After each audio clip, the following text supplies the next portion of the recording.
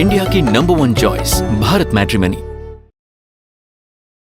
SIR में जुटे कर्मचारियों की सुरक्षा सुनिश्चित करने के लिए चुनाव आयोग के पश्चिम बंगाल के डीजीपी को पत्र लिखा है। आयोग को ऐसी खबरें मिली थी कि फील्ड में तैनात अधिकारियों को धमकाया जा रहा है। क्या है पूरा मामला, इस रिपोर्ट में आपको दिखाते हैं। चुनाव आयोग एसआईआर को लेकर बेहद संजीदा है।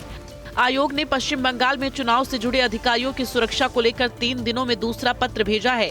डीजीपी राजीव कुमार को भेजी चिट्ठी में बीएलओ और अन्य अधिकारियों की सुरक्षा सुनिश्चित करने को कहा है। इससे पहले बुधवार को कोलकाता पुलिस आयुक्त मनोज कुमार वर्मा को पत्र लिखा गया था। इस बीच आयोग ने तृणमूल कांग्रेस के एक प्रतिनिधि मंडल ने मुलाकात की और एसआईआर पर सवाल उठाए।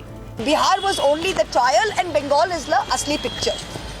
The second point is that you keep talking about cleaning up of the electoral rolls and the ECI says by its own admission that the previous electoral rolls are not trustworthy. If that's the case, then the entire Lok Sabha should be dissolved. प्रतिनिधि मंडल में कई सांसद शामिल थे। SIR पर तृणमूल की मंशा पर बीजेपी ने सवाल उठाए हैं। भारत के जो वोटर है उनको लिस्ट में लाने के लिए हो रहा है या भारत के नागरिक नहीं है उसको सिलेक्शन के लिए हो रहा है? उसको पीपल्स रिप्रेजेंटेटिव एक्ट बोल के एक एक्ट है, पता है? अगर नहीं है तो शताब्दी जी को आप एक पीपल्स रिप्रेजेंटेटिव एक्ट का जो लाइव पेज है वो पेज भेज दीजिए व्हाट्सएप में, पढ़ना चाहिए उनको।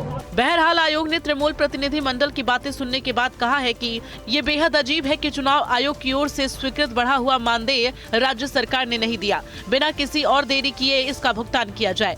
चुनाव आयोग ने प्रतिनिधि मंडल को 2 टूक कहा है कि भारत में मतदाता सूची तैयार करने और चुनाव कराने का काम संविधान और चुनावी कानून के अनुसार होता है और तृणमूल कांग्रेस को इसका पालन करना चाहिए। अखिलेश यादव ने एसआईआर पर सवाल उठाया और कहा कि बिहार चुनाव से पहले लोगों के वोट काटे गए। इस मुद्दे पर बीजेपी ने उनको चुनौती दी है। एसआईआर में डेटा जो आया है वो डेटा ये बताता है कि जहां जहां वोट कम हुए वहां पर विपक्ष हारा है, या हम दूसरी तरीके से कहें भारतीय जनता पार्टी ने वो बूथ चिन्हित कर लिए जिन बूथों पर वो हारे थे, उन बूथों पे ज्यादा वोट कटवा दिया। मैं अखिलेश यादव को चुनौती देता हूं कि वो एक भी कटे हुए लाए तो 9 तारीख के बाद उनके फॉर्म 6 बनेंगे, किसी को डिलीट कराना 7 है 8। तो इतनी ट्रांसपेरेंट प्रक्रिया है कि एक वोट भी नहीं किसी कटेगा। और बात अब आगे बढ़ते हुए करेंगे कर्नाटक की सियासत की। क्या ब्रेकफास्ट के जरिए आज कर्नाटक की पॉलिटिक्स के खुलेंगे नए रास्ते? दरअसल सियासी उठापटक के बीच आज सीएम सिद्धरामैया और deputy CM DK Shivakumar नाश्ते पर एक दूसरे से मिलने वाले हैं। High command told Mr. DK Shiv Kumar also that we should meet and discuss. But my stand is whatever High-Command says, I will go by it. Siddaramaiah के इस बयान से जाहिर है कि पार्टी आलाकमान ने फिलहाल मामला सिद्धरामैया और शिव कुमार के विवेक पर छोड़ दिया है। खबर है कि दोनों नेता आज नाश्ते के मौके पर मिलेंगे।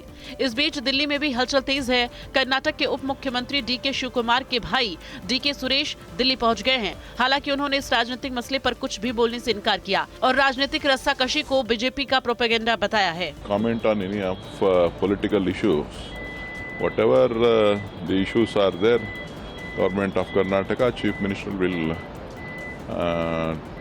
answer, and we will, whatever promises we have given to the state of Karnataka, we will honor it. इधर बीजेपी ने इस पर पलटवार किया है। गांधी जी के उनके रहते और इससे पहले भी लगातार ही तो कांग्रेस की ये लगातार परंपरा रही है कि इस प्रकार के झगड़े वो लगातार वहां चलते रहते। कुर्सी के खेल उनके लिए ना प्रदेश महत्वपूर्ण ना देश महत्वपूर्ण, उनके लिए कुर्सी महत्वपूर्ण।